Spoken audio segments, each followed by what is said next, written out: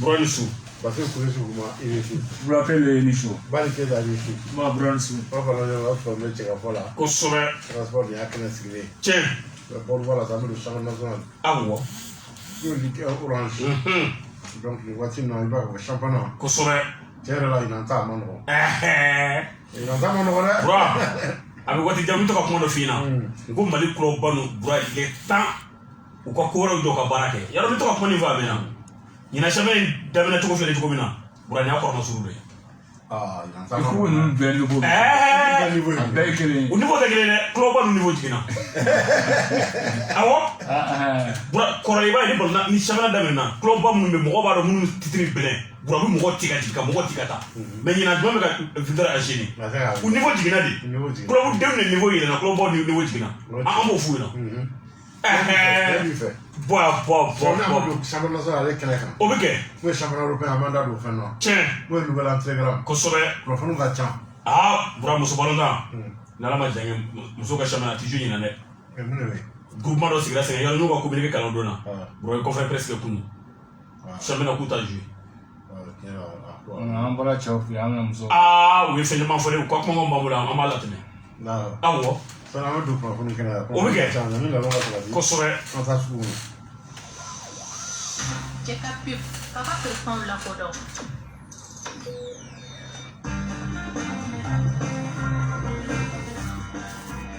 Ah, Nadje, il comment fallait de donner, comment fallait de prendre, non, c'est qu'il y a un cachet, c'est le poulet comme un cachet.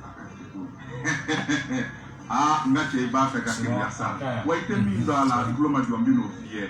Il me dit que t'as routé mais il faut que tu aies mon ressourcement à ma panne à fini. T'as boire non, voilà, t'as dit, ok, fais une ventilateur d'Akabanaoui, super SKG, à Soukoupe la guerre, interrupteur SKG, ampoule économique, ma banque par la clinica, il y a couleur fond qu'un gadier, il va blanc. Il dit ici, non, qu'à mener qu'à para, qu'à d'or para yele qu'à d'or voilà, Kontaki, Prise SKG, l'issue de salon, à simple na cristal lama, Hali radio Bemouna, à couleur de la guerre, il faut soleil, wa, fais yele moué, projecteur, à l'aide.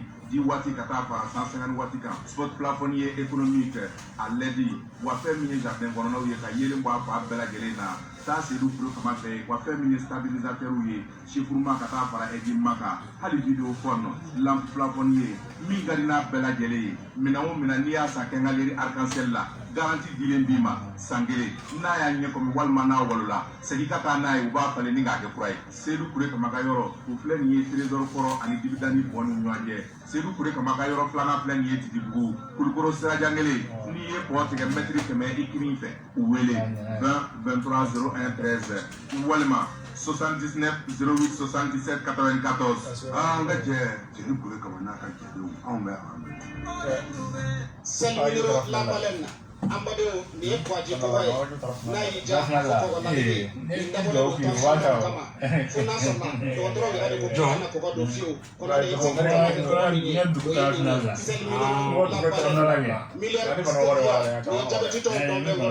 miller studia jabeti mana kila chugo ni tala kenni ibi kanyana maya bela dileke ka sora ima sege Miller Stevia Kafara sel numéro la balenka nunu jazendo de jamana fandan nani bela jelena alimentation ani boutique ko nana nga chamamba sanda sotafa société Tambadou et frères régulière de l'ESA nega juro 20 22 58 60 20 22 77 17 BP 761 Bamako Mali email sotafa tambadou@yahoo.fr.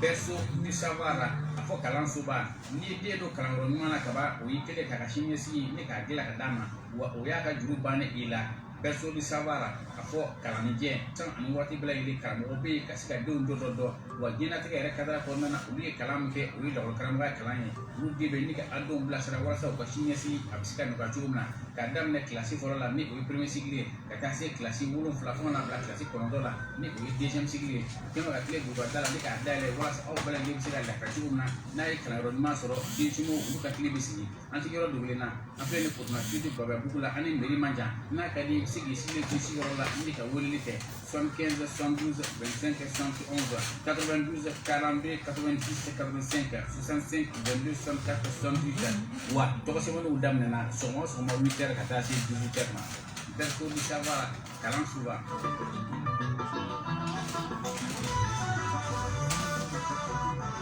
amalamaw ni bɔra belebelew la a ti sabati i yɛrɛ ka kobaw lama El Hadji Cheikh Tihami Haidara ka bɔ Ɲaro karamɔgɔ la belebele yi a kɛlen bɛ ka kabako lama ka na ni fura dakabana ye an ko min ma siro tiamisil n'a y'i ja a fɔ kabako fura yiri ani dɔnni ka fara ɲɔgɔn kan k'a kɛ fura dakabana ye ka limanaw kɛnɛya n'a ye san tan ni kɔ bana gɛlɛn sidɔnbali fasandimi ka taa fara minnu bɛ ni bere bɛ aw bolo tansɔn jabɛti hali ni AVC y'i minɛ furudimi juguman kɔnɔna joli minnu bɛ ni yɛrɛ dimi b'u la fura in e k'a dɔɔnin da i bɛ kɛ n'a bɛ jigi aw minnu bɛ n'aw sago t'aw yɛrɛ la siyɔrɔ la musolakaw ka bana gɛlɛn kɔnɔna joliw ka taa fara règle douloureuse kan bana sidɔnbaliw dabaliw ko n'a ye kumana bɔ bana na e k'i jigi sɛmɛ nin kabako fura in na n'o ye El Hadji Cheikh Tihami Haidara bolo nɔ ye o dɔrɔn tɛ minnu bɛ yen ni furudimibaw tɛ se ka sun n'i tora a kan fɛn min ye sunkalo ye i b'o bɛɛ lajɛlen sun kunkolodimi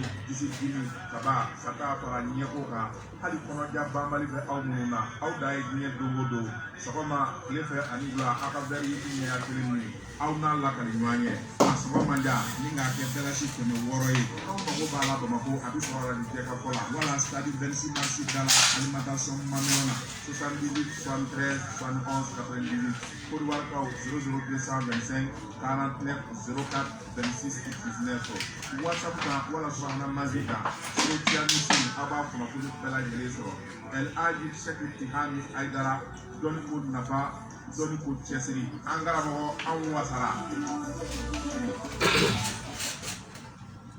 Molo kubu lancement est dimanche. Ah, dimanche. On va voir. Ok. Mais je crois que vous Bon, tiens, pas mal. Là, expliquer.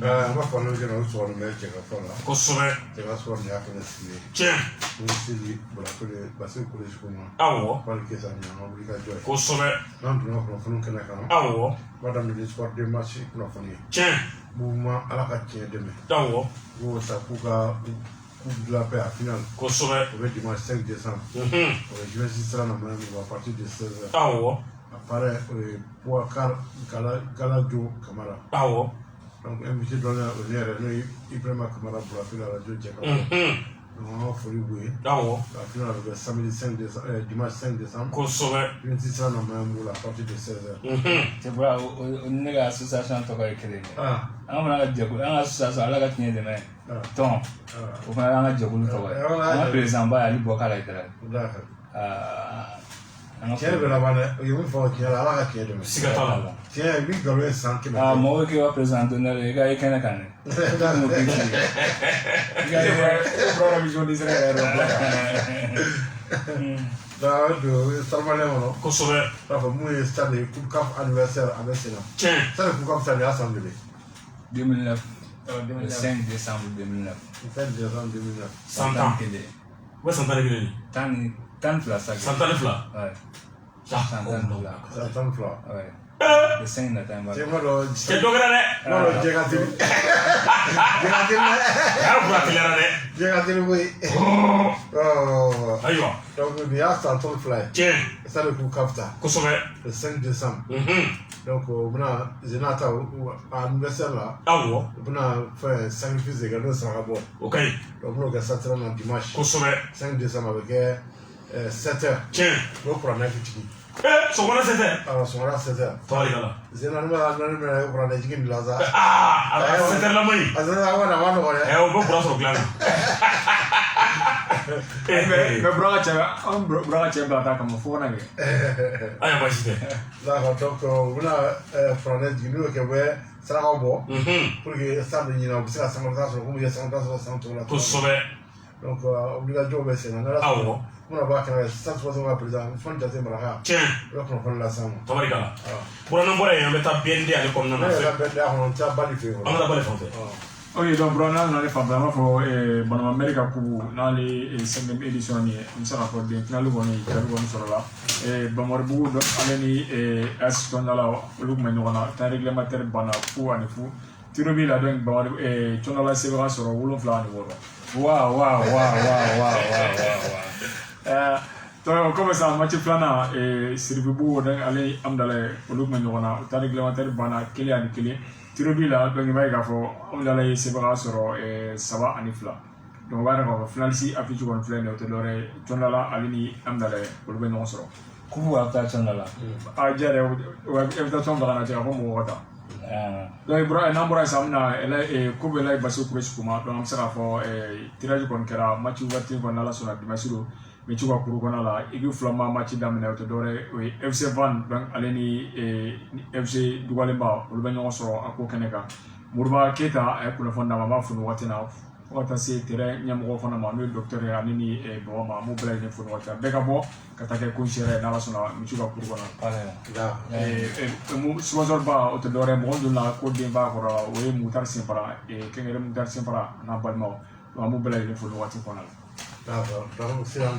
ouais bura femi benda coupe benda 13e édition ta ko tan sabana bura ka final ba dasi sini samedi don kalo tile nani avec elle traîne jikon para ale kon nana de ba ka fo igu flan no so final kene kan we bende ale ni BMS ulu be nyon so bura ka ke fe Moussa Alassane Diallo na le benda TCI o nyama ba avec ale sigli na fata Suleiman we galu ale benda nyama ba afana be kene kan do ko da mo ko mam mana sebu ile so sini ko tombola babi ke bura tombola kene kan munun ka sega mana sega ka farati bura tele ikram plafa jakarta ma ko dalemi tombola kama wala sa ka sega supporter munun meta final ba ndale bura ko grasika sifflet adama moy gara do be kan ale kebra la sam bura nambra meta kirwani ka fi coupe de ressortissants coupe de l'association des ressortissants de Kirwani no Kirwani ka musika ko maka bura to la coupe 3e édition ta ko sobana ka baro be damna nyina dimanche don kalo kile duro avec golf ball na ba ale central na équipe flam na soro le match d'ouverture kene ka bura ko ka damo ko ko soro ko équipe tan fla o be nyata participer o be ka fo fe match d'ouverture ale ko be ke dimanche avec golf ale ball na entraîner do fe maribugu ale teria ko be nyama soro a match d'ouverture la gande sila hawe sanogo ba saro sanogo bura do ne ko rafa ne ka la sama ni wati akonna na bura nambore yam ta sugni kura ale ko na bura be ka fo ni wati na bari droti bilba kun la be na sugni kura kono logo fela mun sugni kura la ale ni boulangerie kura bura wi nyoko soro match ale be ka fo logo fela ko se wato boulangerie ka bura nani ane fla donc match retour de chini chan ipigare pour l'entraîner na 7h wati donc wole be no bela ma logo sugu ma no logo fela e bura ni boulangerie mo kun ta nyoko soro chini awa ni fla tala ni nyoko tala logo de bulu no le logo ila ka buru ko wakani pour no ka jama soro mu ya yara pour ko jama soro bura uta pol lo sigi policy e trendale ka logo yira ka burji ka aka kono ka ndiso numu sino jeri ko ko jere ka dai le so ni wati na be boulangerie paragraphe bela jele fo umara na ka tela mu bela jele fo le logo ferla fene ama ina mishi bako ka jala ko jiko fe donc chini dama ka boka chako so logo ferla o lu ni boulangerie paragraphe ko be nyon soro bare ndro ti bara angu ma ko mati di kala nga ale ko na logo ferla ko ni sibata boulangerie ka o gran nani ani fla d'accord buranu kele ga nyome do ka burga ko banu ga siri do ko banu jme ga sa ne tay banu ta se ka kene c'est banu de lancer ay banu vonte burana mbore ambe to femi sports qu'on a cette fois-ci ambe ta association des jeunes sportifs du Mali des 100 ou comme ko AJSM be ka foni équipe 100 ko fe bura c'est grâce à depuis 1960 donc équipe tout bina o 100 mun skile bo mo ga krenge na mori Koulibaly na le stade sportif ba bura o kono kel be ka fani ngake ka détection de talent bele labe adam na lam sadu abe continuer bi chini a tumbe che dimanche wala sa ka sega équipe bura kuma fe ka équipe ne ka la kuraya 100 mais écoute déjà il pas sur vous affilié c'est vous ligue de là donc la détection de bomogo ya na mara bol la nyama mun na so u le fa nyon kan 120 ko ni wale kile mala ka 100 ka fe ni ndra dira mun so ko mun kay ko sube I17 I18 I19 bo fa nyon kan ka ke équipe be no ko AJSM no association jeunesse sportive du Mali 100 ka fe depuis 1960 équipe ne tumbena nga mori Koulibaly ka na nicolas équipe na o be ka fo kunu we détection d'un stade moro kita annexe ale ko nona ya wole wole la man sera kene kan be ka fo président tamango tumu bulu ko ba yo mu nya tanu do sa u b'o fara ɲɔgɔn kan non équipe bɛ basé Bamakɔ yan mais a fililen don Segu Ligue de la u bɛ championnat ta Segu fɛ u bɛ sigi Bamakɔ yan voilà a b'a fɔ ka ko ɲɔgɔn ye donc kelen kɔni ka ye bɔra a bɛ k'a fɔ division kɔfɛ sa an y'a ye denmisɛnnin camanba tun b'u bolo catégorie sugu bɛɛ b'a la I17 I19 ani I18 a kun ye ka équipe in daminɛ depuis à bas âge ka formation kɛ ka wuli ɲɔgɔn fɛ walasa a bɛ se ka kɛ équipe jɔlen cogo min na Mori Kulubali n'ale président ba ye nin y'a ka laɲini ye Birima Traoré ale ye nin équipe in degeli karamɔgɔ ye bɔrɔ o ye kibaruya las'an ma k'a fɔ ni Birima Traoré bɔrɔ k'a ye club de équipe 5 a y'o la première division na Mali kɔnɔ 5 équipes a sera ka baara kɛ k'olu la première division na wa ale Sankaw ye bolo ni ɲɔgɔn ma Birima Traoré ale ye degeli karamɔgɔ ye an ka jɛ k'a lamɛn direction kɔfɛ kunun ta bannen a ye min fɔ an ka jɛ k'a lamɛn. Ko fara ɲɔgɔn kan pour que ka denmisɛnnin ɲumanw woloma ka équipe ɲuman dɔ sɔrɔ compétition daminɛ bon an ka laɲini yɛrɛ o ye mais an bɛ compétition daminɛ a bɛ daminɛ bi juma sibiri ani dimanche. Denmisɛnnin fɔ bolo yan a y'u sɔrɔ cogo jumɛn na a sera ka fɛɛrɛ jumɛn sigi sen kan k'u fara ɲɔgɔn kan ani u faralen min filɛ ɲɔgɔn kan nin ni nin baara in kuncɛla i degeli karamɔgɔ ye i bɛna taa ni kuncɛla cogo di.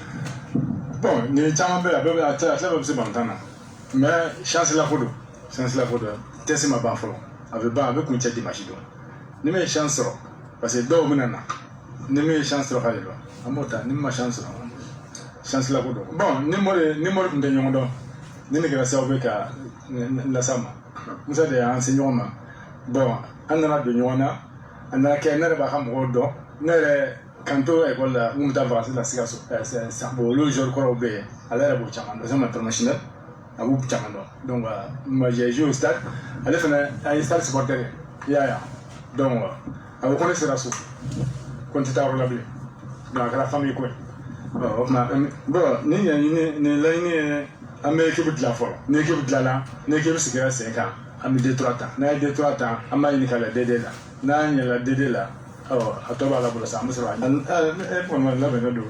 ayiwa nin tun ye Birima Traoré kuma ka degeli karamɔgɔ Mahamadu Jawune ale ye directeur sportif ye équipe kofɔlen ale kɔnɔna na fɛnɛ tun bɛ kɛnɛ kan kunun a ye min fɔ an ka jɛ k'ale lamɛn. bon détection in a kɛcogo ka ɲi parce que on a lancé an ye communiqué lancé tous les jeunes maliens savent jouer. Il suffit que le cadre soit très épanoui. Et c'est ce cadre que nous voulons créer. Bon, dans une équipe, ça c'est, il y a les trucs administratifs, entraîner mes joueurs, le côté financier, ça c'est mon côté. Mon côté, entraîner mes joueurs, les trucs administratifs, parce que nous avons un entraînement, on lui fait confiance. C'est à nous qu'à la condition qu'on a condition à Barague. Il a fait ses preuves, c'est à nous. On a en tant que ça. On a preuve que Malien donc on lui fait confiance, on laisse les faire. Alors, ni tu es Mahamadou Jawone ala directeur sportif ale kuma ka ye président ba Mori Kulubali an sera yɛrɛ ma ka ɲininka a ye min fɔ équipe ko yɛrɛ la an ka jɛ ka Mori Kulubali a lamɛn. Bon équipe kɔrɔ don mais an kɔni bɛ k'a bila sen kan de sinon équipe bɛ depuis dans les années 60 an ka san équipe kɔrɔba de don wa an y'a essayer k'a bila a la ɲɛnamaya pour que sensibiliser denmisɛnnin dɔw ma min tɔgɔ ye GSMD 100 bon hakilina ye an bɛ fɛ ka an ka dugu balontan la ɲɛnamaya pour que an yɛrɛ bɛ se ka ye an ka balontan fana bɛ se ka ye cogo min na bon hakilina kɔni ye an bɛ ka détection organiser pour que denmisɛnnin caman bɛ yen i b'a sɔrɔ talan b'u la mais u yelen tɛ pour que minnu talan minnu na u ka na an ka entraîneur bɛ yan k'u lajɛ an kɔni bɛ fɛ ka compétir an bɛ fɛ ka championnat jouer an bɛ fɛ ka coupe du Mali bon GSMD 100 an ka cɛkɔrɔbaw de ta équipe in ye bon an yɛrɛ wulila ka équipe in sɔrɔ yen mais équipe kun sara donc o de kama an hakilila sɔrɔ pour que ka a la ɲɛnamaya kɔ bon n'an y'a sigi an de kun b'u ka kalanfɛnw de la balontan yɔrɔ la donc sinon an bɛ balontan mais an kɔni b'u ka an kun y'a supporter la ɲɛmɔ voilà. alors nka i ko équipe in ye équipe kɔrɔ ye sisan depuis san 1960 waatiw la e yɛrɛ san ka i ko a kun bɛ équipe in lafasa kosɛbɛ ayiwa welewelekan bɛ bolo ka ɲɛsin san ka tɔw ma minnu bɛ yen ni balontan ka d'u ye équipe kɔrɔba dugu tɔgɔ la u ka se ka fara i kan a k'a la ɲɛnamaya cogo min na. bon welekan min bolo n kɔni b'a ɲini sanga bɛɛ fɛ sangaw ka équipe don Segu région équipe don donc bɛɛ ka na an ka ɲɔgɔn dɛmɛ an fana ka chance d'an ka denmisɛnninw affiliés don pour que bɛɛ lajɛlen bila bolo affiliés don Segu Ligue de la. ayiwa ni tun ye Mori Kulubali n'a yɛrɛ ni club in kofɔlen n'o ye AJSMD 100 a président ba ye a ye min sɔrɔ ka fɔ o de tun ye nin bɔra i bɛ k'a fɔ détection ye a kɔni bɔra daminɛ kunun stade Modibo Keyita annexe kɔnɔna na a bɛ to senna fɔ dimanche donc o b'a yira k'a fɔ wele bɛ denmisɛnninw bɛɛ lajɛlen ma u ka bɔ ka ca kosɛbɛ direction bura ka kɛ a pratique ba ka so kɛ jeunes minnu bɛ ta kɔnɔna na directement dans le championnat ale kɔnɔna na n'an bɔra bɛ taa football féminin ale kɔnɔ bura ka fɔ groupement dɔ sigira sen kan ko groupement des équipes féminines du football malien olu kɔni farala ɲɔgɔn bura ligue 4 ale ni club 19 première division deuxième division kunu sa u ye kunnafonidilaw wele ka se ka ɲɛfɔli kɛ gɛlɛya min bɛ olu kan bura kɛnɛ kan ye Papa Sen Keita ale tun bɛ kɛnɛ kan Modibo Fofana bɛɛ kama ko bo Mafi Dambele Abdoulaye Kulubali ni tun y'u ka ɲɛmɔgɔ ye ka fara club in tɔw bɛɛ lajɛlen ɲɛmɔgɔ kan olu tun bɛ kɛnɛ kan bura kɔnɔ yɛrɛ k'a fɔ ko kunnafonidilaw wele kun tɛ dɔwɛrɛ ko ka sababu kɛ i b'a ye k'a fɔ nin waati laban na FIFA ni CAF olu ka laɲini ye ka football féminin ligue de football féminin ko ka sigi sen kan o de b'o baara kɔni daminɛna olu y'a ye k'a fɔ nin ye fɛn min bɛ ni a bɛ taa olu ka baara kɔnɔna na donc olu fana bɛ fara ɲɔgɔn kan walasa n'a bɛ sigi don min na olu ka kɛ maaw ye maa minnu bɛ yen n'u b'u ka cɛbɔ di walasa u bɛ se ka kɛ ligue a ɲɛmaa ye ka sababu kɛ olu de ye muso balontan tigiw ye k'u bɛna ɲɛfɔli k'o la mɔgɔ wɛrɛ kana fɔ k'u b'u ka ko tigiya ta ka sababu kɛ ko muso balontan sera yɔrɔ min na a sera a tɔnɔ bɔ yɔrɔ de ma kelen ko filanan fana ye min ye ɲinan ko bɛɛ y'a ye monté k'u ni fédération malien football k'u fara ɲɔgɔn kan kosɛbɛ ko ɲɔgɔn ye kɔni kɔnɔna na olu ni Bavière ye ɲɔgɔn ye siɲɛ caman ka fɛn caman fɔ ɲɔgɔn na u dɛsɛra ɲɔgɔn na pewu donc dɛsɛ kɔni kɛra u ye monté kɛ équipe 2 pe dɔrɔn de sera ka na ka tɔw janfa ka taa monté na n'o ye Buguni équipe ale ni AS Sabali ka bɔ Kitakaw fɛ ko ka sababu kɛ olu y'a laɲini kɛ u k'a bɔ a dɔgɔkɔrɔ semaine kelen yan'a don ka sababu kɛ semaine kelen a kɔfɛ ko ka sababu k'a bɛnna ni DEF BT ani bagiw ye a bɛnna ni o semaine yɛrɛ juste a bɛ daminɛ bi sini bagi ye donc ko muso balontan na bura n'i y'a jateminɛ n'i ko k'i bɛ mɔgɔ dɔ den bɔ a bolo kɔrɔ denmusomanin ko ka taa ballon tan monté kama ka taa kan ka bagi kɛ ko o kɛcogo t'o la ko ni fédération ma ɲɔgɔn faamuya na fédération kɔni vraiment ko ni Bavière ye fɛn caman fɔ ɲɔgɔn na ko nka olu kɔni b'u bolo ɲɛsin ma kelen pe ma mɔgɔ fila Brema colonel major Brema Jabate ale ni Sidi Beka Makasa u y'a fɔ kɛnɛ kan ko ni cɛ fila de kɛra sababu ye ka don président Bana hakili la cɛ. Ne ma foyi faamuya sisan ni cɛ fila de tɔgɔ bɛ mɔgɔ da sisan ka caya. Bura n'i y'a y'o tɔgɔ bɛ sɔn k'o tɔgɔ tɛ bila i b'a sɔrɔ olu tɛ ɲuman kɛ dɛ. Olu dɔrɔn tɛ fédération na caman nkalon comité exécutif maa tan ni wɔɔrɔ de don. Ayiwa bura mɔgɔ min tɔgɔ fɔ ka caya a bɛ se ka kɛ a kunu ninnu kɔni y'u tɔgɔ fɔ kɛnɛ kan ye ko ni mɔgɔ fila de kɛra sababu ye ka se ka don olu n'u ka ɲinifɛn cɛ n'o ye ka monté ka bɔ a dɔgɔ kɔrɔ k'u ko ni Bavière ye bura siɲɛ caman ɲɔgɔn ye kɔfɛ ko u ma se ka cogoya si foyi sɔrɔ a la en tout cas olu kɔni ko olu bɛ kelen kan u ban ka taa monté jouer ko kelen ko nka hali ɲinan sɔni a bɛna daminɛ bura ko ni entraîneur pole fɛnɛ kan fɛn min ɲinan première division bura k'u b'a boycotté k'u ti jouer kelen filanan fɛnɛ min ye u da magara coronavirus wɔriko la ko wari nana coronavirus la muso i k'u tɔgɔ la miliyɔn 200 kun kan k'u ye tranche fɔlɔ d'u ma miliyɔn 6 deuxième tranchement d'olu ma k'u ka wari tɔ d'u ma k'u y'u ka ɲinifɛn ye ka sababu kɛ cɛ k'u bɔra ko fila dir'u bɛɛ ma olu kɔni b'a bisigi fila fɛnɛ ka d'olu fɛnɛ ma u ka kuma koloma ye nin ye a kuma tɔ ka ca kosɛbɛ nka an ka ta u yɛrɛ da kɔnɔ Modibo Fofana u kama ko bo ale de ye kuma in lase bamanankan na kosɛbɛ an ka jɛ k'a lamɛn a ye kuma min fɔ kosɛbɛ presse a kɛnɛ kan. An y'a fɔ ye cogoya min na an tɛ syndicaliste ye an ye groupement in formé pour que an ka ligue professionnelle n'a bɛna sigi a ka sɔrɔ a bɛ ɲɔgɔn bolo parce que groupement in ligue professionnelle football féminin équipe de bɛ a voté ka sigi donc an b'a dɔn ligue professionnelle du football féminin a bɛ nafa min lase football féminin développement donc an ye nin groupement in créé depuis 4 mois 2021 avril 2021 ye groupement in sigi sen kan à chaque 2 semaines an bɛ réunion kɛ divisionnaires bɛ déplacé u bɛ na Bamakɔ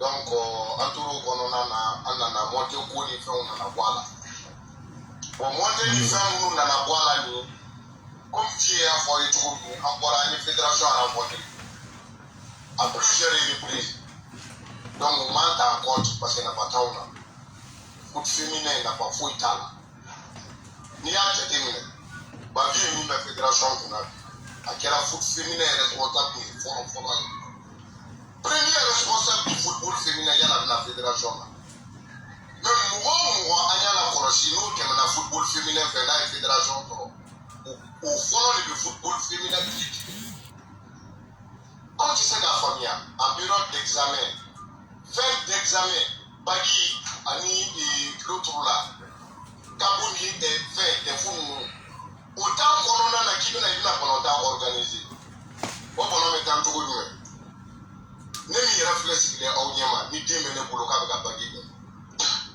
bien vrai que foot féminin ka di ne ye ne bɛ n den bɔ bagi la ka taa foot féminin balontan an ye nin bɛɛ f'u ye mais avec tout ça là u yɛrɛ damaw ni ɲɔgɔn cɛ u tasuma wuli ɲɔgɔn na dɔw ko k'a reporter dɔw ko k'a tɛ reporter mɔgɔ minnu ko a tɛ reporter an bɛ conférence de presse in yɛrɛ yan an b'u tɔgɔ fɔ aw ye bien c'est le colonel-major Diabaté et Sidiki Kane qui pilote la fédération malienne de football n'u ye min fɔ o de don n'u ye min kɛ o de kɛra donc aw tɛ jɛn'o ye bi an tɛ jɛn n'a ye sini équipe t'u fila si bolo u bɛ équipe jumɛn kunna Mali kɔnɔ yan u bɛ se ka fɔ équipe jumɛn voix t'u bolo équipe t'u bolo wa an ta y'an ka équipe ye anw ta y'an ka voix ye donc an y'o de fɔ de fait que monter in n'u ma segin a kan championnat national cette année anw t'a ta an t'a ta bi an t'a ta sini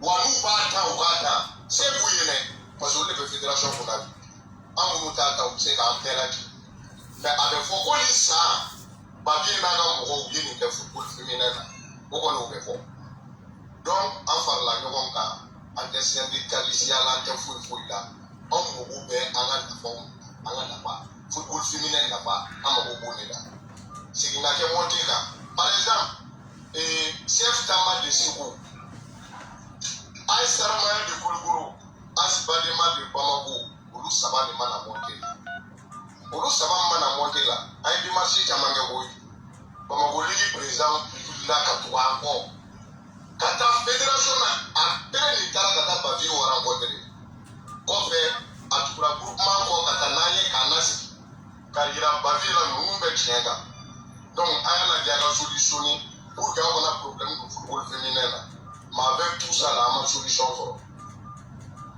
ligue président caman y'u contacté o kuma n'u fɛ ko olu y'a kɛcogo min na o de don donc nous on a dit c'est très simple comment bila journaliste b'an nɔfɛ o an bɛ réunion min kɛ an b'a kɛ Mamadu Konate kɔnɔ journaliste bɛ n'an bɔtɔ an tun bɛ réunion min na an k'a essayer ka kunnafoni d'u ma mais mɔgɔ si ma kuma lamɛn an ma presse si wele k'a fɔ ko a bɛ tan a bɛ tan an ko presse dɔw ma se fɔlɔ fédération min filɛ nin ye bi n'a bɛ yen bi aw yɛrɛ de ka fédération sigilen don an tɛ frontière an tɛ foyi an bɛɛ bɛ ɲɔgɔn bolo mais anw ka intérêt personnel an bɛ lutter pour notre intérêt personnel qui est le football féminin.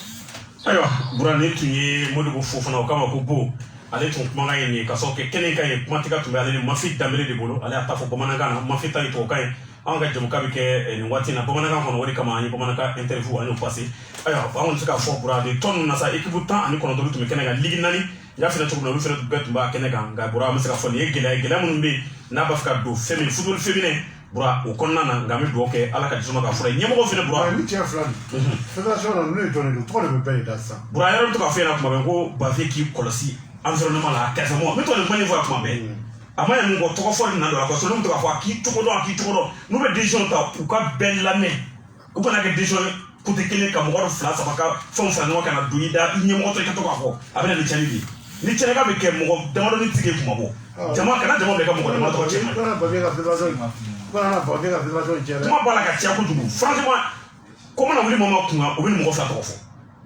yarɔ tan ni a ma mɛn conférence da a bɛ kɛ mɔgɔ kɔnɔ anw ka kuma dilannen don anw ka kuma dilannen tɛ u k'a jate minɛ Bura u sigi k'a filɛ fɛn o fɛn bɛ yen n'a bɛ se ka kɛ mankan ye monter Bura c'est très simple Sidiki bɛ mun rôle de jouer fédération na de arbitre ka commission président don arbitre ka commission président awɔ Jabate est-ce que Jabate a ko ne bɛ compétition nationale o ɲɛmaa don n'u b'a la n'u cɛ u k'a lajɛ dɛ cɛ fila tɔgɔ man di bi fédération kɔnɔ dɛ o de kama ne ko k'i b'a sɔrɔ o tɛ ɲuman kɛ e yɛrɛ n'o kuma dɛ a bɛ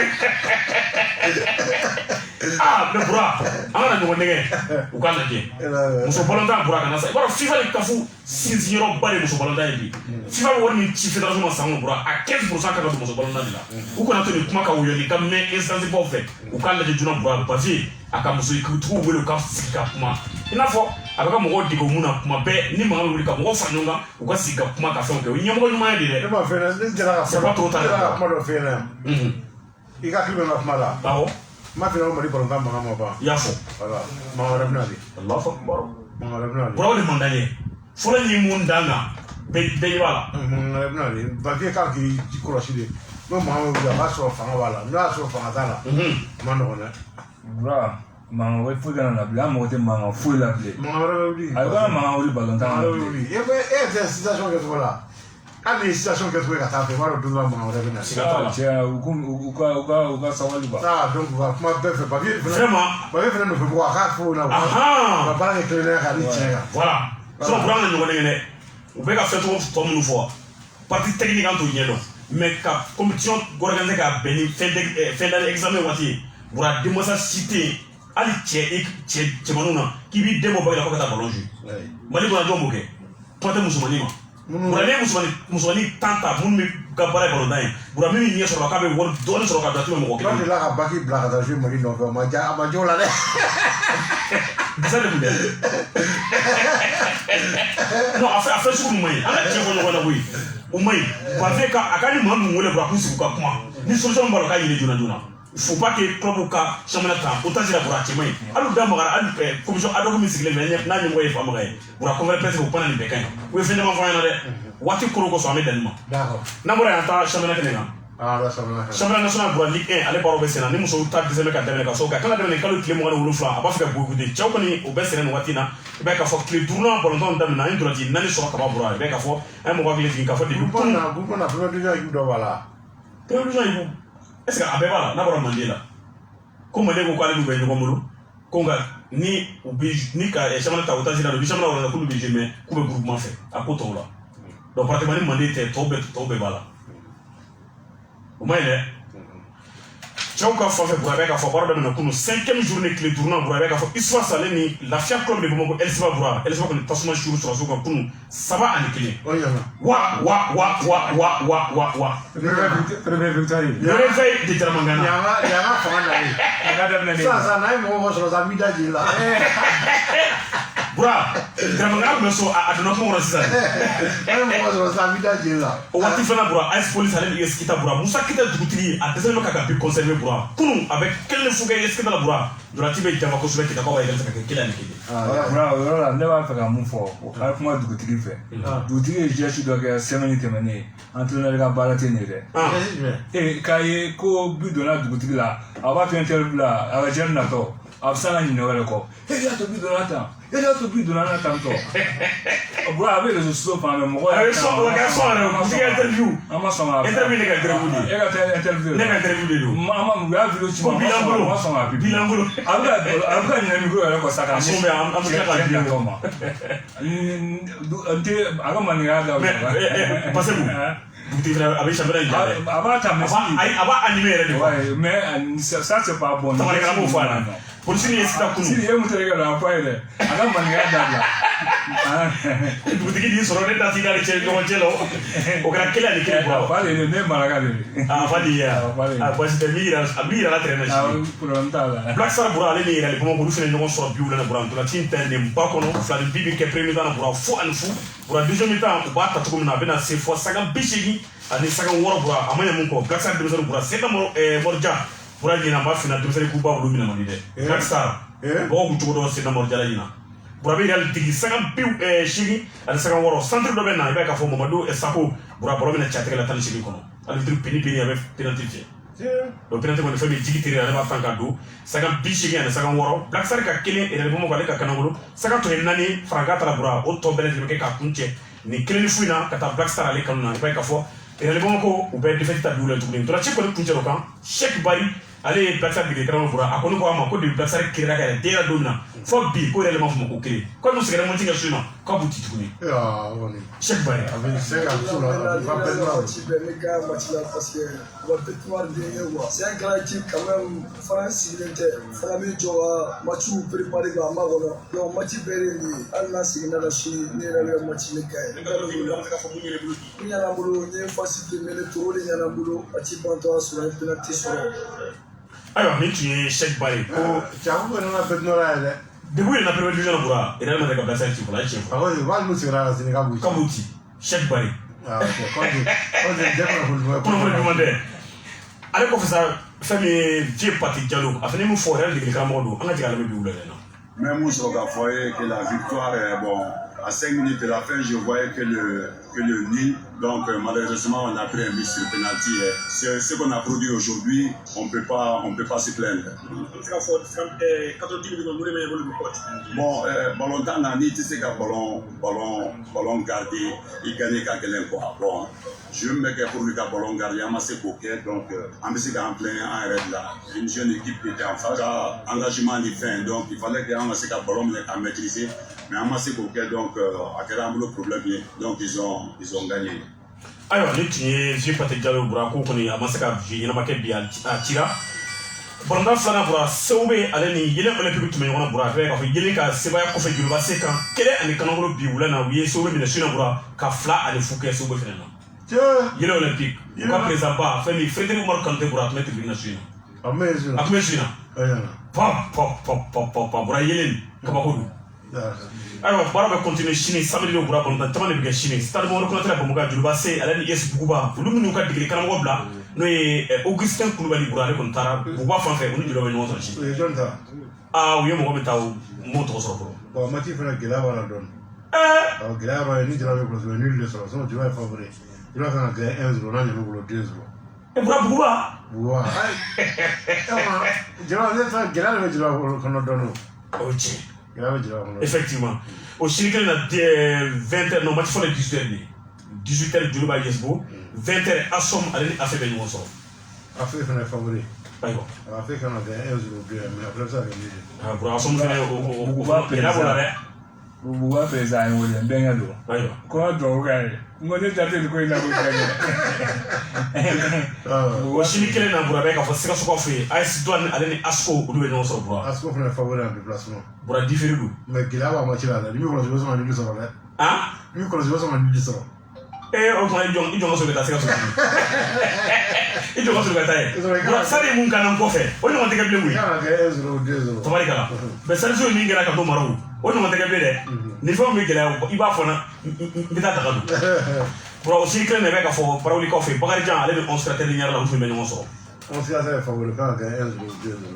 O ko sa bon tan kele o bera retard la sel dugolo fla le stade bismillah be ka fo mati o bera do ka so ke mati na bura stade Bamako ale ko ni be femi tamana femi libi ko fe comme to africain football a tara o mati retour ale ko nana be ya foto na bura baro ko ni yake to we 6e journée ale fene ka damena semaine prochaine ale ko nana meta ifo yana ga do comme to africain football ale on met du championnat africain au Canada. Tiens.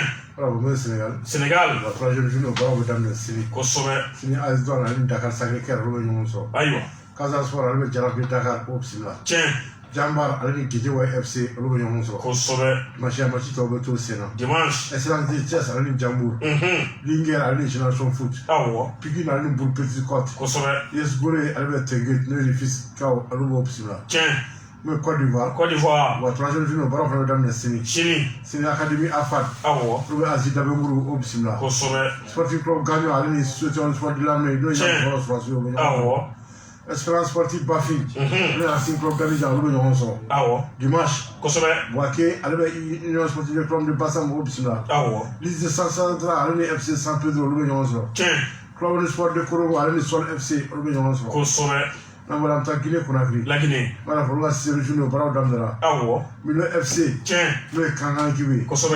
On est au Real Zorozo. Et bon, nous avons l'équipe ça, le nettoie la Ligue des Champions. Au Real. Ah. Nous sommes. Nous Dieu me doit mari pour la Ligue des Champions. C'est la droit. Yere. Comment les imagines couvert? Au Real fait Zorozo. Moi je donne Sanobra le Mouti. On est Sanobra Outi. Azati Gold. Azati Gold Sigri. Oui, Zoroula. Zoroula. On va voir qui les joue qui. Les joue qui. Les gens nous ça de Ligue des Champions. Pop. Aïe. Le FC allez au Real Zorozo. Kosovo. Azati Gold. Tiens. Le Sanobra oui, Afiachi 2. C'est Sanobra nous va à. Tiens quoi? Quand on a pris le samedi les gouilles. Oui, les fans de Koléa. Tiens.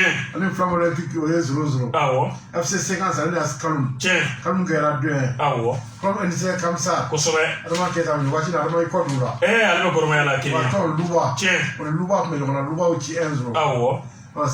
Cinéma qui flameta. Kosovo. Soit à l'année satellite. Tiens. Wakila assez à l'année filo stade de la vie, Roubaix Yonso. Ah ouais. On va continuer Burkina Faso. Burkina. On va voir 11e journée à Barodam de la Chouna. Kosovo. Suna asfa yelenga. Tiens. On est vitesse sur le farming Tabarikala. Bobo Julaso. On a police sur le farming Suna Kosobe. Mais Sini. Machito Damaro Betan. Tabarikala. Asek de Kudu Alin Kiko, Ruben Monso. Tiens.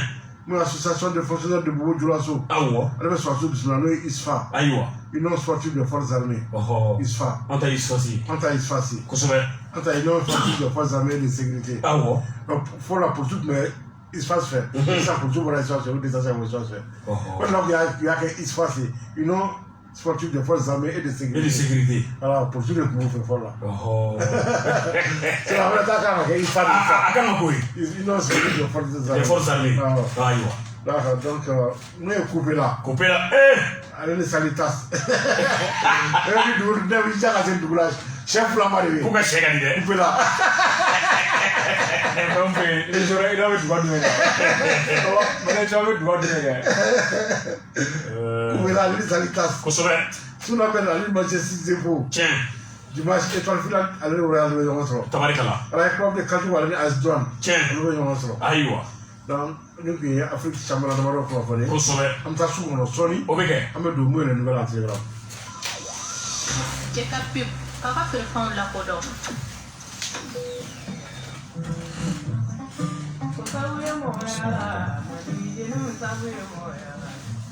An balimaw ni ala ye gɛlɛya o gɛlɛya da a laban na tuguni k'a fura da ni k'a kɛ dɔnni ye k'a di dɔnnikɛla kelen-kelenw ma o kama fɛn min ye belebele n'o ye Dafi Mori ye Sɛki Yunusa Sako a kelen bɛ k'i bolo nɔ bila safinɛ dakabana na an ko min ma Dala Yili Kayirati safinɛ nin safinɛ in kabako safinɛ kɔrɔ n'a b'i la hamilanko fɛn o fɛn n'a b'i la i dan ye ka safinɛ in ta n'o ye koliko damadɔ i ka laɲini ala b'a sabati wa i hakili latigɛ a kan sabula a ti kɔrɔbɔ fiyewu Dala Yili Kayirati ala tuma i b'a sɔrɔ bɛ kɛrɛ di mɔgɔ ma kɛ sanbiyaw ma kɛ e k'a dɔnbaw ɲini ka bani i ka furuko gɛlɛyalen bɛɛ denko gɛlɛyalen bɛɛ garisigɛ o de balanen bɛɛ walima bana gɛlɛn b'i la k'a furakɛ k'a ba yɔrɔnin gɛlɛn bɛ ka siri tigɛ ka bɔ i la hali musolakaw aw minnu ka kalo la gɛlɛya ye Dala Yili Kayirati koko damadɔ a bɛ nin bɛɛ lajɛlen tɔɔrɔ ta ka bɔ i kan safinɛ a bi sɔrɔ arajo jɛkulu la pilasi 5 dɔrɔn don Sɛki Yunusa Sako Dafi Mori dɔnni ko nafa ko ɲɛta nafa i ni ɲɛta.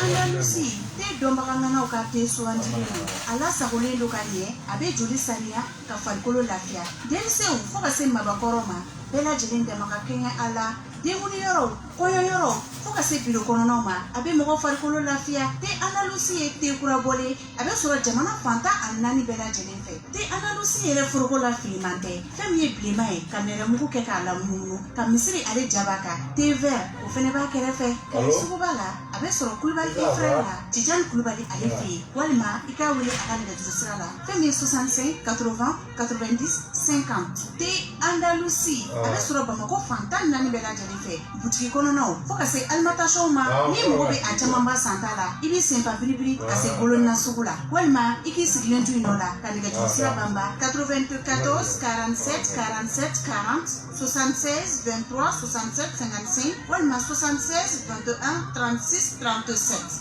te Andalusi 100% naturel.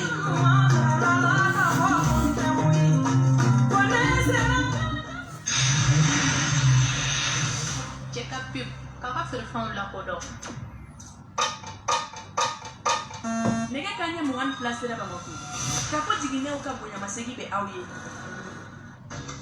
Mali chaîne de Kadaouye wa farikolo ɲɛnajɛ wa novelasi filmu wa wali kelen farafina seriw formule accessi dabɔra aw de kama ka 1000 dɔrɔn bɔ ka novelasi ni aplusi lajɛ ka Mali chaîne bɛɛ la ɲɛnamaw jabɔ wa o t'a bannen dɛ accessi ma ɲina sifinnakaw ko minnu bɛ kow kɔnɔ ni Canal Plus pop ye ka Canal Plus sport 1 di balontan kanubagaw ma ka Das TV chaîne di ambiance kɛlaw ma nɔgɔya aw ma se k'aw kiri aw ka kiri ɲɛma wa denmisɛnw ka kalankɛ chaîne fana bɛ Nação TV, Teletim, edição do Bom, a verdade é que o Ribato, a definição de moradoria para o Cereço, a galeria do Família Assassinato.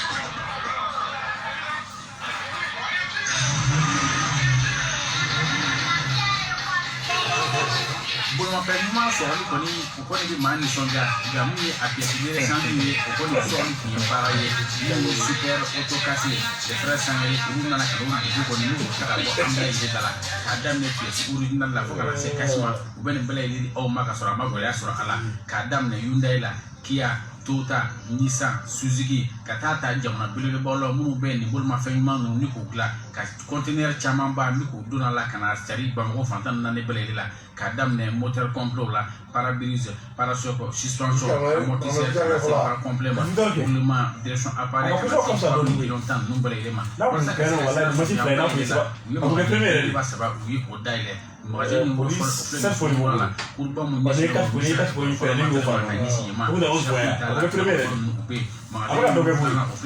la carré fɔlɔ ni taara ni manguran fan fɛ min ye mètre 50 ye e k'o kɛ tan i ka kɛnɛya fan lajɛ magasin numéro 3 o filɛ nin ye Kulukɔrɔ siraba kelen da la ne ka ɲɛsin express ma Madu Sangare e k'ale wele ten i ka kalonbɔnda 66 38 07 15 PDG Jemine Sangare bɛ se ka wele ka sɔrɔ ɲɔgɔnna san waati wɛrɛ kɛ a bɛ se ka maa ci sigilen ma teliyara fana 66 53 11 21 76 53 11 21 super autocase les frères Sangare ale nana anw lafiya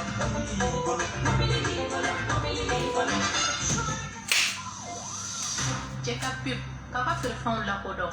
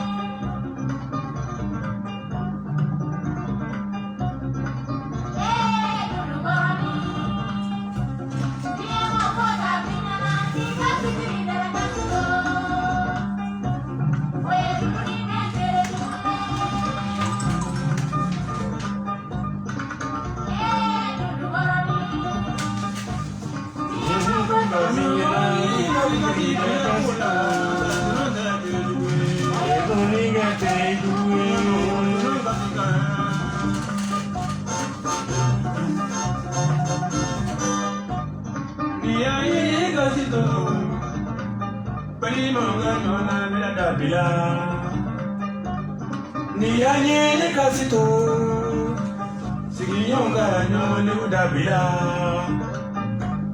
Niyanye kasito Tenimonga nyone udabila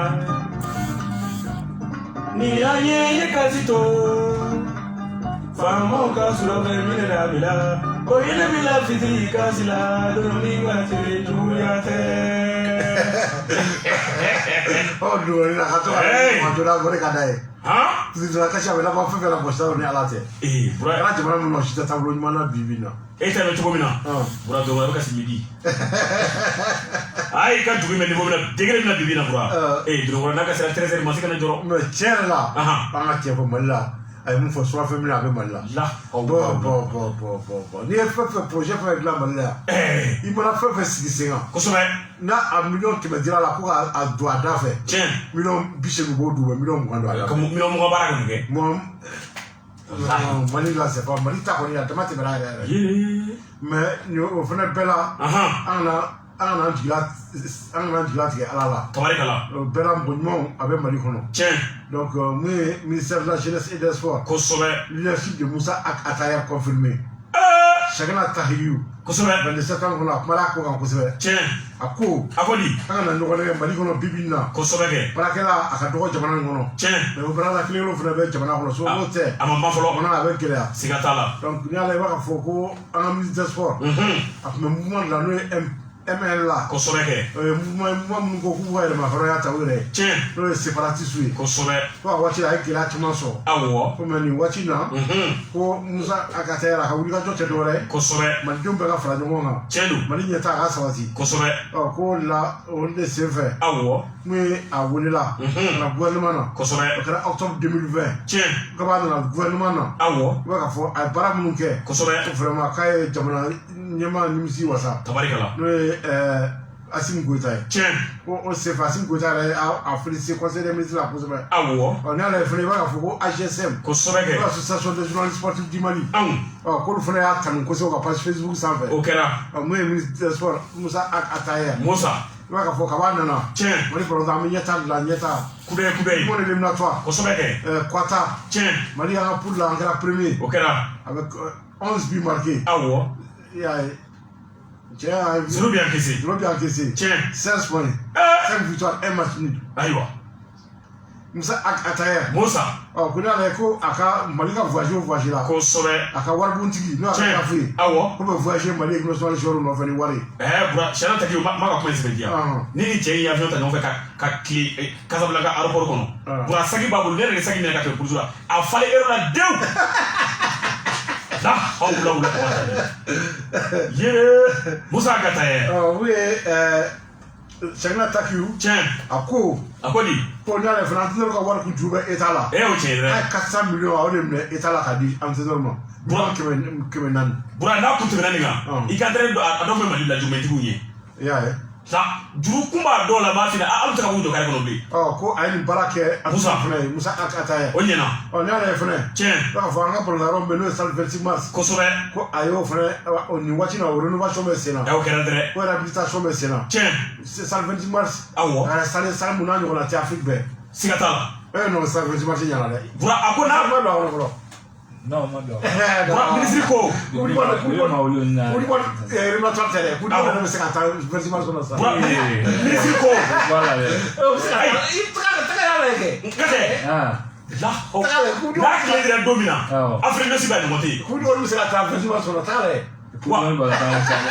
minisiri ko ni tile dira don o don bura directeur ma hali dusuma sera k'i tɛ jɔ fɛn semasi da la bilen a ye camion bɛɛ gɛn ka bɔ n koyi a ye camion bɛɛ gɛn ka bɔ yen a bɛ ka baara kɛ Musa Akatayɛrɛ o de don n'i ye baara kɛ n'i y'a critique n'i ye baara kɛ a b'a fɔ dɛ k'a bɛ fɔ journaliste ka yɔrɔ la 26 mars tiɲɛ wifi a y'o don yen tiɲɛ na ne kɔni u b'an ka baara nɔgɔya a y'a fɔ bura an bɛ taa ɲɔgɔn fɛ semasi a condition nɔfɛ kɔni SNJ fana le service national des jeunes tiɲɛ SNJ awɔ a fana a y'o baara fana kuraya 500 personnes u y'o don kan kɔnɔ olu formera minnu physiquement moralement minnu kɛra olu taara sɔrɔsiya la olu taara armée la an na ɲɔgɔn na 700 wɛrɛ 700 wɛrɛ bɛna don kan kɔnɔ 700 jeunes ne ko bura ne bɛ se ka don wa i bɛ se ka don i bɛ se ka don CNG yɛrɛ bɛnbaliyaba de tun b'a kɔnɔ kɛlɛba de tun b'a kɔnɔ CNJ kosɛbɛ kɛlɛba tun b'o fana kɔnɔ awɔ a ye bɛn don o fana kɔnɔna la tabarikala Musa Akatayɛrɛ Musa n'o ye Cheikhna Takiru tiɲɛ a ko an mago bɛ nin ɲɔgɔnna baarakɛlaw de la jamana kɔnɔ siga t'a la bura n'anw dɔ taara o fɛn in na an bɛ kɛ sɔrɔsi journaliste de ye an tɛ marifa ci dɛ ne bɛ kɛ sɔrɔsi journaliste de ayiwa d'accord a bɛ to nouvelle atelier na kosɛbɛ alors Juventus la Juve policiers jiginna Juventus champ d'entraînement na o don na n'o ye Gazeta dello Sport ale y'a kunnafoni di to tɛ hɛrɛ dɛ a bɛ f'o ma police financière tiɲɛ donc o jiginna yen procureur ka papier de tun b'u bolo awɔ policiers fana tɛ se ka taa so la u ye kosɛbɛ kɛ don so kɔnɔ ka taa yɔrɔ lajɛ ni procureur ka papier t'u bolo tiɲɛ il faut procureur k'u yamaruya de o tiɲɛ ni procureur y'a papier d'u ma ka ban kosɛbɛ u bɛ sɔrɔ ka t'i ka so kɔnɔ ka t'i ka sokɔnɔna lajɛ awɔ ka taa u bila ci min na ka t'o ci ɲɛnabɔ donc procureur dɔ tun ye papier d'u ma k'u ka taa lajɛ awɔ k'a bɛ komi Juventus kɔnɔna la tiɲɛ u ka transfert dɔw kɛra a kɛra yurugu ye kosɛbɛ kɛ a ma kɛ ko jɛlen u taalen fotu u ye ordinateur tiɲɛ contrat papier u y'a bɛɛ cɛ awɔ u ɲɛ b'a la 42 mouvement kosɛbɛ san 3 nin kɔnɔ awɔ i b'a fɔ fausse facture ani fausse communication ko u ye mun ye Juventus dirigeant nɔ la kosɛbɛ a ti jɔ fraude la fo 50 millions d'euros awɔ u ka président n'o ye Juventus président ye André Agnelli tiɲɛ a ka vice président n'o ye Pavel Nedved kosɛbɛ ale a ka directeur sportif fɔlɔ n'o ye Fabio Pratidisi tiɲɛ donc ninnu ko olu de nɔ yera ko la wa u sɔrɔla mun na wa téléphone ci kan dɛ kosɛbɛ ko programme de nana sumu la payi écoute téléphonique i jɔ dɛ ja téléphone ma ɲi dɛ cɛ min bɛ communiquer ta tɔgɔ programme Touré bura sini bɛ taa m'a fɔ k'a ka don Mali club fana ka bureau kɔnɔ bura bɛ taa dɔ kan ka b'i ka du kɔnɔ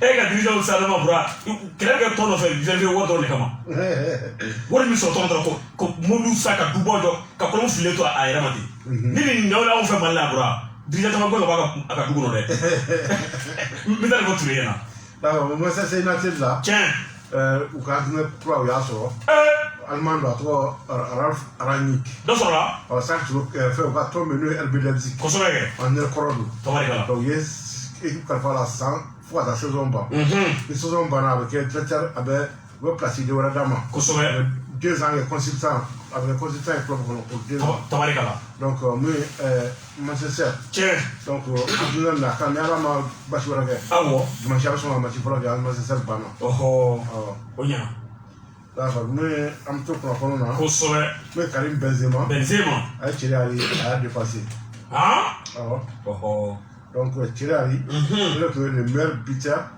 français de l'histoire en club avec 361 buts kosɛbɛ mun ye Thierry Henry Karim Benzema tiɲɛ a tɛmɛra sisan ayiwa donc Karim Benzema avec 361 buts la pour o don a but contre Bilbao o kɛra donc o b'a kɛ 362 buts kosɛbɛ kɛ donc Thierry Henry a 362 buts tabarikala Karim Benzema a ye bi bɔrɔ ani wɔɔrɔ don avec Lyon kosɛbɛ a ye bi 200 ani bi 80 ani wɔɔrɔ a y'o don Real Madrid de donc o de y'a kɛ 362 buts tabarikala sa a ye Thierry Henry dan o ɲɛna donc a ko Thierry Henry ka record tɔ minnu bɛ yen kosɛbɛ k'a b'i disi da o la a bɛ tɛmɛ Karim Benzema a ko ten a taara ka ban o mun ye Ballon d'Or a fana dira ɲinan mais a kɛra gɛlɛya kɔnɔ kosɛbɛ bura ɲinan ta in mun ye Lionel Messi ale kɛra Ballon d'Or ɲinan kosɛbɛ mais a ko a ye mɔgɔw tɔɔrɔ tiɲɛ surtout Allemagne awɔ b'a fɔ le sɛbɛn ne ye Bill kosɛbɛ kɛ waati tigi b'a la o y'a kɛ ko un scandale siga t'a la un scandale ko mɔgɔ min n'a ka kun ka kan ɲinan awɔ ko bɛɛ tɛgɛ dɔgɔnin jɛmɛ mɔgɔ ma o ye Robert Lewandowski tiɲɛ ko sabu a kɛra meilleur buteur de l'histoire du championnat allemand kosɛbɛ kɛ avec 41 buts ko ɲinan fɛnɛ awɔ Ligue des champions meilleur buteur do avec 9 buts tiɲɛ Allemagne championnat fɛnɛ a b'o meilleur buteur avec 14 buts awɔ ko Lewandowski de n'a kun ka kan ko vraiment ko Ballon d'Or k'a di cogo n'u m'a lajɛ jateminɛ kosɛbɛ hali laban ko gɛlɛya bɛ don a la bura ɲinan ta in ma ɲa han a ma ɲɛ mun ye Iker Casillas kosɛbɛ Real gardien kɔrɔ Iker Casillas awɔ ale fɛnɛ ko ale ma jɛ n'a kɛcogo ye n'i y'o fɔ u bɛna fɔ ko k'i ye Madrilène de ka taa a ma ɲa han Ballon d'Or a ma ɲɛ dɛ an ka critère yɛlɛma mais minnu bɛ k'a kɛ tɛna protestera kosɛbɛ n'i y'a jateminɛ wa beauté b'a la wa bura mɔgɔ caman jira fana ko in fana commercial b'a la quoi n'a dira dɔ ma u sɔrɔ u ka sɔrɔda b'o la o tɛ Ballon d'Or ye bilen Ballon d'Or kɔni a critère u k'a yɛlɛma quoi donc an bɛ don Coupe d'Afrique nation kɛnɛ kan tiɲɛ Coupe d'Afrique nation ale kan ka kɛ janvier kosɛbɛ donc a sera ka ban Coupe d'Afrique nation sera a sera dɛ n'o ye cɛkafɔ an yɛrɛ kan ka mɔgɔ bila tan Sidi kan ka taa cɛkafɔ tɔgɔ la awɔ an mago bɛ dɛmɛ la wa an kan ka match de sélection antillais fɛnɛ kɛ an bɛ to ka match analyse kɛ cɛkafɔ sanfɛ yan kosɛbɛ donc an mago bɛ dɛmɛ la an b'a ɲini bɛɛ fɛ ni mɔgɔ min bɛ fɛ ka dɛmɛ kɛ awɔ i ka cɛkafɔ direction commerciale i ka direction wele kosɛbɛ ko ni mɔgɔ bɛ Sidi ka numéro la olu bɛ ka Sidi dɛmɛ i bɛ Sidi yɛrɛ wele awɔ donc dɛmɛ bɛ se ka kɛ cogoya min na Sidi kan ka taa kalo 1 de kɛ yen kosɛbɛ kɛ kalo 1 kɔnɔ hôtel sara awɔ déplacement ani dumuni olu fana a ma nɔgɔ a ma nɔgɔn dɛ a bɛɛ b'a la mun ye Sénégal Sénégal i b'a dɔn an bɛ na fɔ Sénégal u ka Coupe d'Afrique nation a bɛ ka goya Sénégal bolo mun ye u ka jɔnjɔn min n'o ye Krépin Diatta ale tusira genou na ale tɛna ye Coupe d'Afrique kɛnɛ kan u ka jɔnjɔn wɛrɛ bɛ yen n'o ye Ismaïla Sarr awɔ a bɛ Watford Watford y'a jira k'a fɔ k'o fana forfait kalo 1 bura ni kari ni kɔɲɔ kunna anw b'a bɔ a dɔgɔ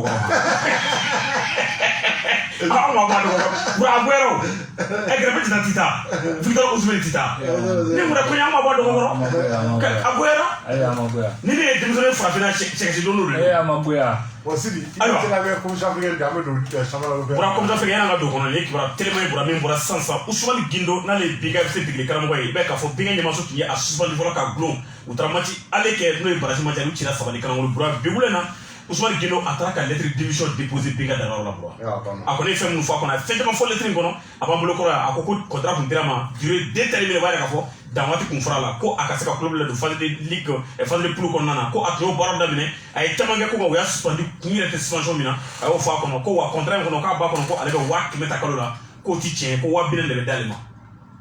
5000 de bɛ d'a ma. a y'o fana fɔ lettre in kɔnɔ a ma da o fana ma a ko wa a b'a da bɛnkɛ ɲɛmɔgɔ tulo kan ko a bɛ ne sigi k'o kɔlɔsi ko n'u y'a tɔgɔ don binka ka fɛn o fɛn na ka taa jeune a tɔgɔ ye k'a bɛ plainte k'u kama comme kafo niveau la. donc o ye fɛn ye an b'a fɔ ko parti fila bɛ k'a bolo da dusu la Bura baara in walasa a bɛ se ka ɲɛ cogo min na n'an bɔra yen comme ça africaine football Bura kelen an bɛ bɛrɛ kɔnɔna nin waati na fɛn min tour du cadrage ni ale match ale kɛra retour baaraw bɛɛ lajɛlen bɛ kɛ dimanche ka ban ni tɔn tan ni match 16 a baaraw bɛɛ lajɛlen bɛ kɛ 16h waati fɛn min dimanche don Bura Gormaya Adama Keita nin waati na a b'a la ka fɛn min kabako yira Kenyakaw fɛ ale ni AS Oto Alu Badara Jalo compté n'a ka malien joueur naani u ye pankuru ta bi sɔgɔmada 10h ka taa Nairobi kaw fɛ Kenya ale jamana kan donc fɛn min Marumo ale tout puissant Mazembe bɛ ɲɔgɔn sɔrɔ ka fɔ kɛ ale la Gormaya ni Oto bi sɛbɛn sɔrɔ Kelen ale kana tout puissant ale fɛnɛ ni Marumo bɛ ɲɔgɔn sɔrɔ ale tun kɛra Kelen ani fu ka taa tout puissant kan na Interclub 14h ni Asec bɛ ɲɔgɔn sɔrɔ Asec gagné ka sɔrɔ Abidjan 2 ani fu Coton Sport de Garoua 14h ni Nouadhibou FC ko bisimila Dari Club Motema Pembe ale ni Union Gendarmerie du Niger bɛ ɲɔgɔn sɔrɔ Tagala Niger bɛ sɛbɛn sɔrɔ ka so 2 ani Kanangolo Orlando ale ni Olière bɛ ɲɔgɔn sɔrɔ donc Bura Pyramide ale bɛ Maniema bisimila Ndolaciw an kɔni b'a balontan caman b'a la ka sɔrɔ kɛ dimanche 16h30 Stade Modibo Keita kɔnɔ Bura Benga Zanaco ka bɔ Zambi Tagala Zanaco bɛ sɛbɛn sɔrɔ 3 ani Kanangolo nka seginni na fɛnɛ Benga balontan maa 9 min bɛ n'u ma se ka taa ka sɔrɔ kɛ passeport ko ye u b'o bɛɛ bénéficier ka degeli karamɔgɔ an y'a fɔ sa ko ale démissionné na donc o ye gɛlɛya Benga fan fɛ Bura fɛn min Stade Bamako ale fɛnɛ bɛ tamana ka taa Libi kaw fɛ nin waati na Ndolaci bɛ kɛ dimanche Benghazi kaw fɛ bɛ ka fɔ Stade Bamako ale ni Eled de Benghazi u bɛ ɲɔgɔn sɔrɔ 16h don Mali heure la Tagala Stade tun ye service minimum kɛ Bamakɔ yan Kelen ani Kanangolo hali n'a sɔrɔ fɛnɛ ka Ndolatila cɛ 2 n'o ye joueur cadre 2 olu fana ma se ka yɔrɔ sɔrɔ n'o ye Seydou Keita Bakara ale ni Mahamadou Jara olu 2 si ma se ka yɔrɔ sɔrɔ. An bɛna da don a match la. Awɔ. An bɛ don commission an bɛ don championnat européen fana na. Kosɛbɛ. Alors ko François Ligue 2 ale 17e journée o match tout à l'heure. Awɔ. Ajaccio Valenciennes. Tiɲɛ.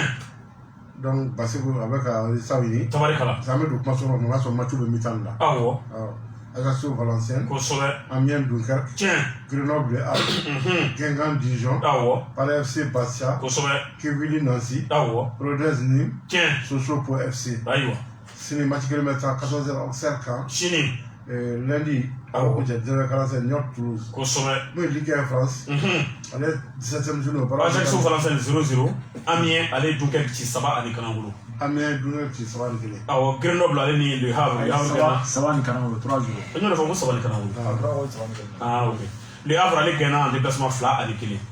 2 ani 1. Awɔ Guingamp ale Dijon ci 3 ani 2. Guingamp Dijon ci 3. Awɔ ale 2. Paris FC ale Barça ci 1 ani Kanangolo. Kivili ale se b'a sɔrɔ na se ka kɛra 2 ani 1. Rodez ale Nîmes ci 1 ani Kanangolo. Sochaux ale Fakoba Po FC la 2 ani 1. Awɔ. Résultat bɛ sɔrɔ la. Kosɛbɛ. D'accord n'o ye Ligue 1 ye. Ligue 1. 16h Marseille Brest. Marseille favori Marseille kan ka gagner 1-0 2-1. 18h Lille 3. Kosɛbɛ. Lille kan ka gagner 2-1 ou 2-0. Tabarikala. Le 20h Lens Paris Saint-Germain. Tiɲɛ. Match fɛn na PSG favori en déplacement kan ka gagner 2-1. Ayiwa. Dimanche midi Saint-Etienne et Rennes. Kosɛbɛ. Match la mun ye Rennes ye favori en déplacement n'o ye Lille o bɛ gagner 1-0 ou 2-1. Ayiwa. 14h Lorient Nantes. 14h Monaco Metz. Kosɛbɛ. 14h Montpellier Clermont. Tiɲɛ. 14h Reims Angers. 16h Nice Strasbourg. Ayiwa. Et 19h45 Bordeaux Lyon. Mais Angleterre. 15e journée. Kosɛbɛ. West Ham Chelsea. Awɔ. Sini midi 30. A bɛ kɛ cogo di? Chelsea bɛ gagner ayi o bɔra ma kɔnɔ. Bɔra bɛ fɔ ne yɛrɛ. Non, bɔra bɛ fɔ e ka bɔ. A ma ɲɛ f'i ye. D'accord, c'est favori en déplacement. Ah, voilà. C'est vrai que Lille bɛ gagner 2-1. West Ham United. O ni West Ham a match ma nɔgɔn dɛ. C'est West Ham min fagulen don. West Ham mais West Ham nin fana ale ka jogo équipe de ma sisan ne ma se k'o de fɔ. Oui, mais bro, o sɔn daminɛ de ye. Ayiwa. Donc sini 15h Newcastle Boursier. Kosɛbɛ. O match la Newcastle. N'a ma kɛ nul ye Boursier bɛ gagner 1-0 2-1. Ayiwa. 15h Southampton Brighton. Tiɲɛ. Southampton kan ka gagner 2-1 ou 2-0. Ayiwa. 17h30 Watford Manchester City. Kosɛbɛ. O match in fɛn na mun ye Manchester City ale favori en déplacement. Manchester City kan ka gagner 2-1. Tabarikala. D'accord sini 15h Wolverhampton. Liverpool. Kosɛbɛ. Liverpool est favori. Liverpool kan ka gagner 2-0. Donc Watford Manchester City 17h30. Kosɛbɛ kɛ. Donc dimanche 14h, Lille United va Brentford. 14h, Manchester United Crystal Palace. 14h, Tottenham Norwich. Et 16h, Aston Villa Leicester City. Donc on tient lundi 20h, Everton Arsenal. Autour Arsenal, Manchester United va matcher la championnat là. Mercredi Timale. Fin guerre, Manchester guerre 3-2. Qui s'en a doublé. Bro, match guerre. Match guerre. Bro, bi kɛmɛ seegin ani kelen. Cristiano Ronaldo. Dimanche on a là. Alors mais dimanche Espagne. 16e journée. Angleterre va coucher lundi. 20h Everton Arsenal. Mais Espagne 16e journée. Sur la Grenade à la veste vous me Grenade gagne en flanc kelen. Grenade gagne en flanc kelen. D'accord, donc moi signé 13h. Il va faire mais FC Séville à une Villarreal. FC Séville fait les favoris. Quand gagne 2-1. Mais n'importe quoi aussi pratique quand on joue à match là. Voilà, match à gagner pour ça. C'est 15h15 FC Barcelone Betis Séville. Le match qui est là voilà, grave, ni Barça ni Croatie ni le so. Mais Barça c'est gagné 1-0 ou 2-1. 17h30 tout Madrid et Real Maroc. Tout Madrid quand gagne 2-1 ou 2-0. Et 20h Real Sociedad et Real Madrid. Les gens et Real Madrid. Voilà. Les gens. Les gens avaient limité la série. Quand gagne 1-0 ou 2-1. L'essentiel les gens. Donc on les a gagné. Ça y est maintenant. Amena toga ça ni économie sportive ni moi chez Sokodi. Il t'y gagne. Dimanche 13h avec Volcano Espagnol. 15h15 FC Cadiz. 17h30 devant Osasuna. 20h Celta Vigo Valence. Là avec 20h Getafe à Atletico Bilbao. Donc Italie 16e journée. Italia. Milan c'est allé Salernitana. Donc match là mais Milan allait favoriser match là. Milan a gagné 2-0 3-1. 17h Roma Inter. Match fait que la pas par la match il fera France à nous. Match là l'autre match nul. Donc le match c'est 1-0 Roma Inter là. Donc 19h45 Naples Atlanta Bergame. Enfin Naples est favori mais c'est ça que nul. Atlanta Bergame vous l'avez dit pas mal. Bro, écoutez à Kapsabou. Naples a gagné 1-0 ou 2-1. Tabarika. Dimanche 11h30 Bologne Fiorentina. Le match là Bologne allait favoriser a gagné 1-0 ou 2-0. 14h la Spezia San Siro. 14h Venise et Las Verona.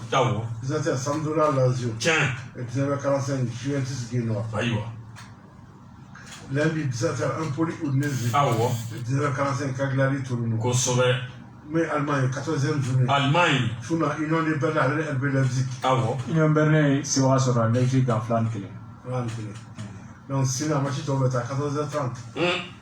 C'est 14h30 Bayern Leverkusen avec Göteborg. Le match là Bayern Leverkusen allait favori. On a gagné 2-1 ou 2-0. 14h30 au final Inter Francfort. On a gagné au final gagné 2-1. 14h30 Mayence Wolfsburg. Le match là Mayence fait favori. Mayence a gagné 2-1. Nous on a match fait ça que match nul. Le match fait que là voilà. Augsbourg Bochum. Augsbourg a gagné 1-0 ou 2-0. Allemagne a bien fait FC Cologne. Le match là mais FC Cologne est favori en déplacement. Nous sommes gagné 1-0 ou 2-1. 17h30 Dortmund Bayern Munich. Le derby est premier deuxième. Le derby là Bayern est favori. Bayern est favori. Le Bayern a gagné 1-0 ou 2-1. Le Bayern est là-bas. Dimanche 14h30 Stuttgart FC Berlin. Et 16h30 Mönchengladbach Fribourg. Europe championnat francophonie.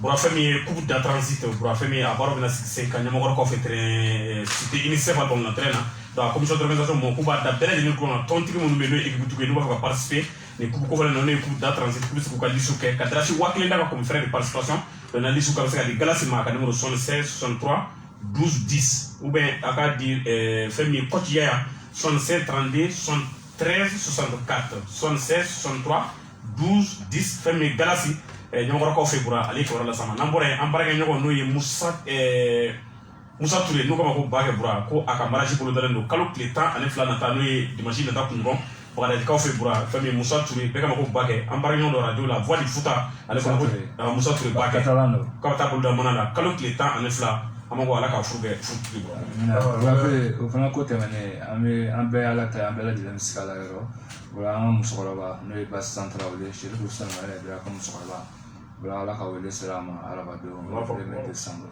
ka si to san 100 ani kalo damadɔni b'a sanfɛ ola a suturalu bɛɛ lajɛlen bolo dalen don dimanche a bɛ kɛ bangon jiginɛ bugu la a bɛ sɔn ka taa da don in na basi santarala an bɛ dugawu kɛ ala ka hinɛ an na ala ka yafa ala ka anw ye mɔdɔ ye ko an ka karamɔgɔ ko a ka misi caman faga dɛ Urano ko to saya ma ko diɲɛlɛma changement de monde alors que Urano de ko ko saya ma bure jɔn ka misi ko yiri kɔrɔ an ye mɔdɔ ye fo karamɔgɔ la a ka misi caman faga dɛ hali ɲɔgɔn wɛrɛ bɛ sɔrɔ a ko o ka sɔrɔ an ka taa sogo ɲini ala ka hinɛ waati na kapitɛni Adama Keyita k'an ka lamɛn kan kɔnɔ nin waati na k'a b'an bɛɛ lajɛlen fo an fɔlen don fɔlɔ président la sɛbɛn cogo kɛ sa an b'a fo fɔlɔ président la sɛbɛn cogo kɛ sa an ka foli b'a ye awɔ studio bɛ fɛn fɛn ma bɛɛ kɔnɔ k'i sa président pour an b'a fo kosɛbɛ olu magaji fɛn n'a ta fi tɔɔrɔba an fa bɛ mandi magaji ko ta sen awɔ ma ina fifi magaji ko kosɛbɛ kɛ Mamadou Touré papier lui de gré an ka foli b'a ye asin kula de ambox awɔ on dit de la sala pa tiɲɛ ni kanti fonction de la salle de mo ko awɔ jusqu'à au président kosɛbɛ donc an ka foli b'a an b'a fo donc mais isa si il est bon président ma ko awɔ musa sɛbɛn ta te fɔ ni ko la kosɛbɛ disi fa président do ni vice président fana do an ka foli b'a ye an b'a fo mo pa ke ta fo kosɛbɛ an bɛ consilateur président so ma se sira Joan Laporta an b'a fo so ma se sira an ka foli b'a ye awɔ a ka vice président Badara Jalo an b'a fo kosɛbɛ fédération malienne de football département d'Issance Madi Diallo le grand an ka foli b'a ye awɔ maa min bɛ kɔrɔkɔrɔ kita trésorier an b'a fo kosɛbɛ Samuel Ngoma Daf k'a su mɔgɔ suba Amadou Dadje Traoré awɔ Fakuru Sila Ismaël Bawo Kɛlɛ kosɛbɛ Bukar Sido Roman Abramovich belebele Sɛbɛtala kɔlɔn an ka foli b'a ye Sahara kɔnɔ kɔlɔn Roman Abramovich an b'a fo Yusuf Fofana awɔ Ismaël Jakite Maraka ani Sam Jama an b'u fo kosɛbɛ Ibasira Mehmet Basali Sirafo tiɲɛ Nene Jakite awɔ Iba Sisi ani Kola Diallo kosɛbɛ Kɔnatan président Lassana Kuma an b'a fo y'a kɔnɔ Seydou Sow Seydou Musa Sarali Gise Ofisa Dimala an b'a fo Rema Jara Lora an b'u fo awɔ Salif Tega an b'u fo Issa Sumana Mohamed Simaki Maw colonel an ka foli b'a ye kosɛbɛ an bɛ Cheikh Dema fo supposé ka président an ka foli b'a ye awɔ olu la président pasi la pour ligue président do ani waati na farama an bɛ to kana ka nɔgɔya kɛ ko a nana ka bɔ Tunisie a nana o Tunisie a ka secrétaire général y'a fɔ ɲɛna kunun a sen fan bɛɛ nɔgɔyara awɔ ko nɔgɔya kɛra sisan nana ala k'o kɛ awɔ so in kɔni bɛɛ kɛra nana bɛɛ ye k'a fɛnw kɛ sisan ala k'o kɛ ɲɛta ye ami yɛrɛ ala ka nɔgɔya kɛ kosɛbɛ ya rabi ala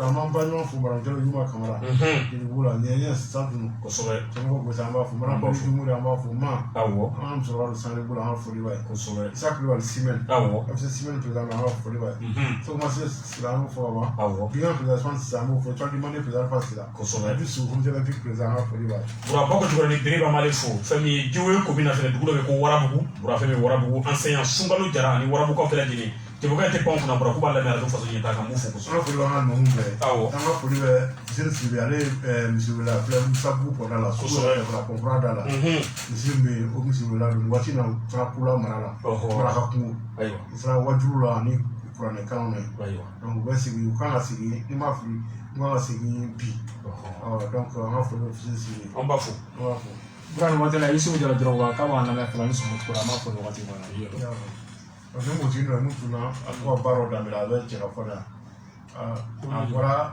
siya de yan ka so a bɛ yan a tun b'a kanti de fɛ n'o ye a bi daminɛ baaraw a tun bɛ baara la muso dɔ de fɛ baara diya la a bɛ san 15 ni mɔgɔ min baaraw y'a diya ka sin ka cɛ ka fɔ la ko a kana n'a ye cɛ ka fɔ la n'o ye Ismaila Sangare Ilimajɔ a ko k'a denmuso de tun na n'o ye Satu Sangare Satu si bɛ san 15 ɲɔgɔn la a bɔra mercredi don ɲare la donc u ma kunnafoni sɔrɔ a kan ni mɔgɔ min sata an nana ye cɛ ka fɔ la a wuli kɛ 20 24 98 20 24 76 21 bura ni kibaruya ye fɛn min ye Gomi Binabugukaw donc k'u bɛna commission belebele labɛn Gomi Binabugukaw fɛ bura ko ni maa minnu bɛ yen n'u b'a fɛ ka participer coup in na u bɛ se ka fɛn min weleli kɛ n'o ye 60 60 02 08 Gomi Binabugukaw fɛ bura u bɛna coup belebeleba dɔ labɛn donc équipe minnu bɛ yen n'u pɛrɛn don ka participer a coup la n'o ye Gomi Binabugu ye u bɛ se ka weleli kɛ 60 60 02 08 n'o Ismaila Sibi n'a sigi bɛ Bangoni Filabugu la awɔ a ko ka saga mɛn tun na bɔ 1er décembre Bangoni charbon carré la kosɛbɛ a saga na ka 4 b'a kɔnɔ a ka véhicule numéro AH 54 33 MD awɔ n'a ka fièce 2021 n'a ka min na kɔnɔ caman kosɛbɛ ni mɔgɔ min ye papier ninnu tɔmɔ a bɛ se ka wuli kɛ 71 30 52 33 awɔ ou 66 73 89 17 kosɛbɛ 66